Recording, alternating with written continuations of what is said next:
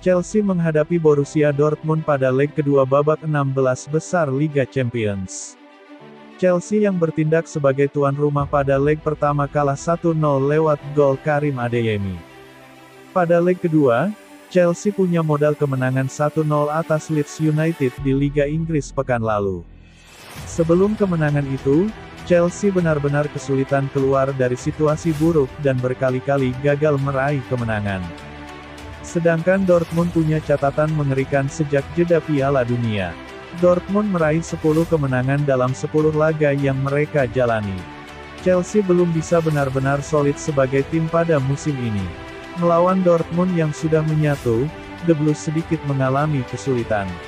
Dortmund dan Chelsea sama-sama mengalami kehilangan sejumlah pemain.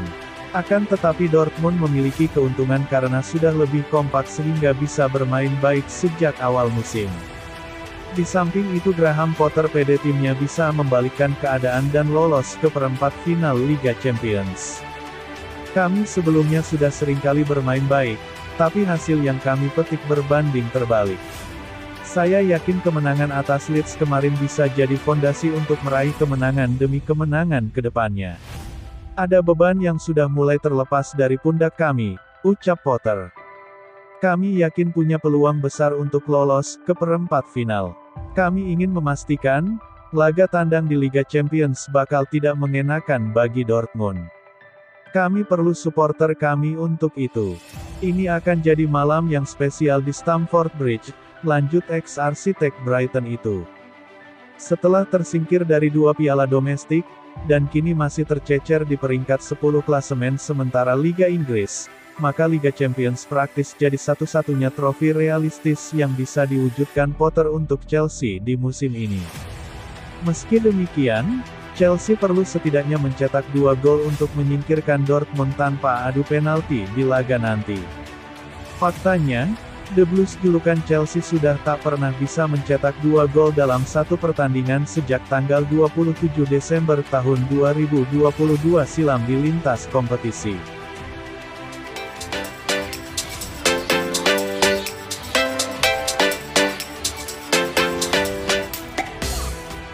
Winger Chelsea, Joao Felix menerangkan bahwa dirinya bersedia untuk dipermanenkan The Blues asalkan satu kondisi terpenuhi. Joao Felix merapat ke Chelsea pada bursa transfer musim dingin 2023. Winger timnas Portugal itu dipinjam The Blues dari Atletico Madrid selama sisa musim 2022-2023. Adapun biaya peminjaman Joao Felix dari Los Rojiblancos mencapai 11 juta euro, sekitar 180 miliar rupiah. Dalam perjanjian peminjaman tersebut, Chelsea tidak memiliki opsi atau kewajiban membeli Joao Felix ketika masa peminjamannya berakhir pada Juni tahun 2023. Namun, sejumlah laporan menyebut Chelsea tertarik untuk mempermanenkan Felix setelah sang pemain memperkuat klub asal London itu selama beberapa bulan. Meski sejauh ini baru mencetak 1 gol untuk Chelsea, performa Felix di lini depan cukup memuaskan petinggi klub. Di sisi lain, penyerang sayap berusia 24 tahun itu juga sebenarnya tertarik untuk melanjutkan kariernya di Stamford Bridge. Namun, masalahnya Chelsea terancam tak bisa tampil di Liga Champions musim depan. Sebab, hingga pekan ke-26 Liga Inggris, mereka masih tercecer di urutan ke-10 klasemen. Chelsea terpaut 11 poin dari Newcastle United yang duduk di posisi 4 atau ambang batas zona Liga Champions. Andai gagal mengamankan posisi 4 besar, Chelsea masih bisa lolos lewat jalur lain. Mereka harus menjuarai Liga Champions musim ini agar bisa kembali tampil di ajang tersebut. Namun, syarat itu tentu sangat berat mengingat performa pasukan Graham Potter tengah inkonsisten. Ya, bermain di Liga Champions selalu berbeda, kata Felix seperti dikutip dari Goal Internasional. Ini adalah kompetisi yang ingin dimainkan semua orang. Akan tetapi, sekarang saya fokus pada Liga Champions ini, pada pertandingan. Kami masih memiliki banyak pertandingan untuk mendapatkan tiket ke Liga Champions musim depan. Ini belum selesai. Namun, ya, bermain di Liga Champions adalah keputusan penting. Akan tetapi, masa depan tidak ada yang tahu. Jadi mari kita lihat apa yang terjadi dan kita lihat nanti, tuturnya menambahkan.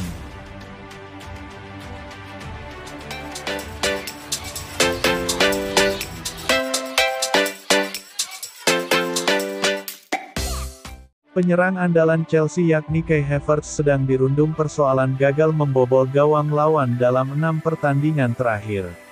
Atas performa yang diderita anak asuhnya tersebut, Graham Potter menolak untuk menyalahkan pemain timnas Jerman dan berkilah itu adalah persoalan kolektif. Havertz hanya mampu mencetak 5 gol musim ini meskipun bermain lebih banyak daripada penyerang lainnya, dan dia hanya mencetak 2 gol sejak Piala Dunia.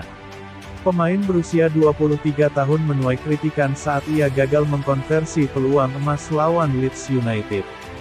Terlepas dari penampilan ex-Bayer Leverkusen, Potter ingin menjaga fokus pada seluruh pengawal lini depan Chelsea, dengan The Blues secara kolektif hanya mencetak 2 gol sepanjang paceklik gol Havertz.